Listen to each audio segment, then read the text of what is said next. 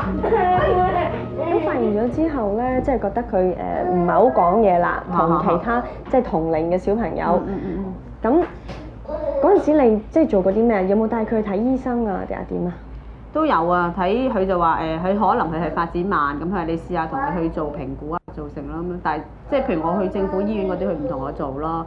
變咗我要再去揾私家醫生寫紙，咁私家醫生寫咗紙，佢就肯同我做咁樣咯。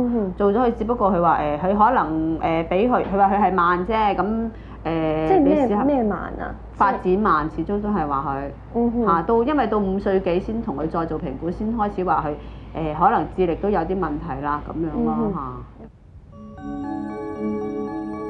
經過幾年嘅醫治，子君都冇乜嘢進步。今年7月，經朋友介紹，羅太就嘗試俾子君接受自然療法嘅治療。黃博士又有幫佢做過啲乜嘢去幫佢嘅病啊咁咧？佢主要係食藥咯，同埋就加埋氣功療法咯。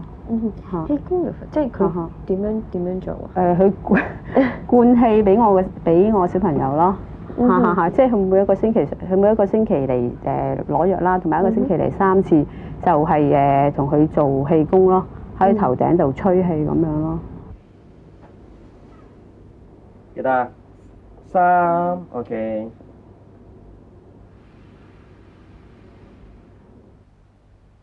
係記得 OK。記得下6，大聲啲先得㗎。6係啦。7，大聲嘅要7 OK。雖然中醫或者氣功、針灸都可以歸類為自然療法，但係黃博士所用嘅氣功同我哋平時接觸嘅氣功並唔一樣。據佢所講，佢呢種係一種科學化嘅氣功，係由儀器令人體產生氣功，唔需要苦練，而基本嘅原理同地球磁場好有關係。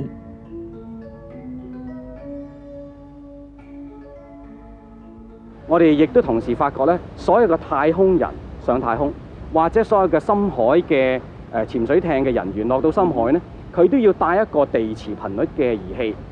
如果冇咗呢個儀器嚟到一路揮發呢個地磁出嚟嘅時候咧，人就會開始病，就開始退化、老化等等。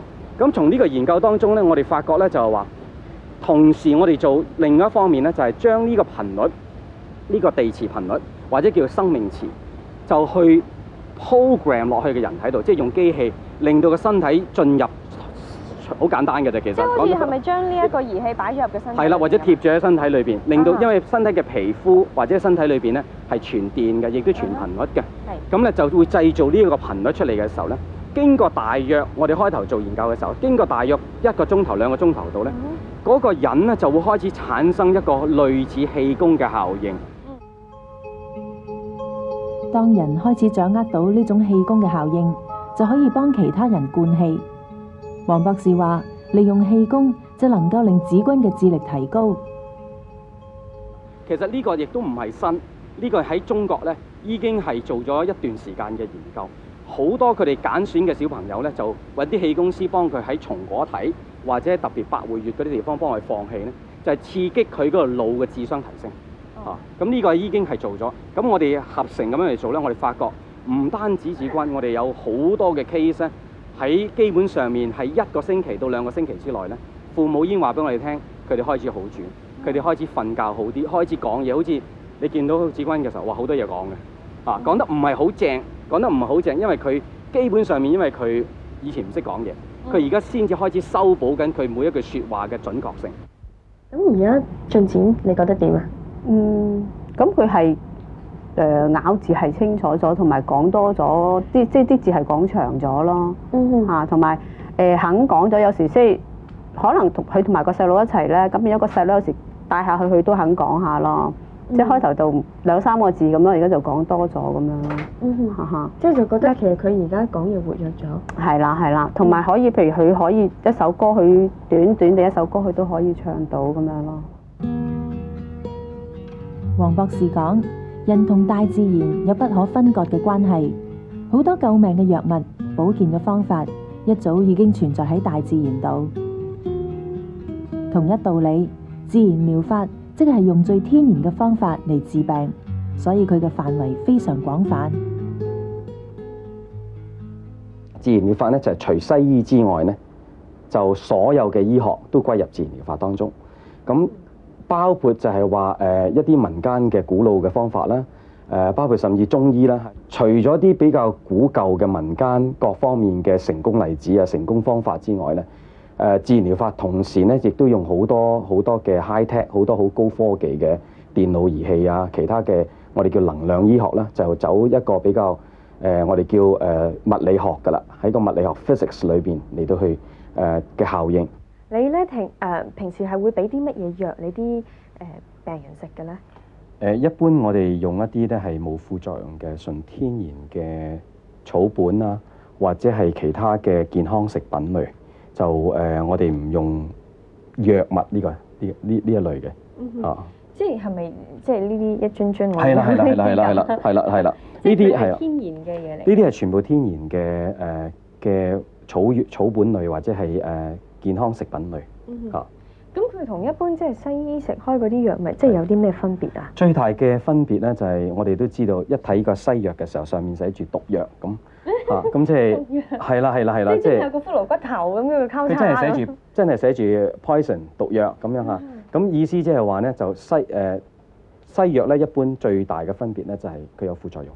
而呢一啲嘅健康食品或者天然食品，如果係食個份量係啱嘅，即係唔係太大量亂咁嚟到食咧，佢係冇副作用嘅。啊，即係好似食棵菜，佢唔會有副作用。啊，致力推廣自然療法嘅黃博士，大學時期係主修遺傳學嘅，畢業後佢打算深造醫學。雖然屋企有多位醫生，但係佢仍然決定選擇當時非常冷門嘅自然療法醫學系。好細個開始咧，我就已經係 focus 喺 cancer 裏邊。咁而喺 cancer 當中咧，就我曾經亦都去搜索過西醫各方面，但係我自己發覺嗰個唔係一個答案。修讀自然療法嘅博士學位，總共需要用7年嘅時間。基本上，傳統西醫所學嘅，佢哋都要學。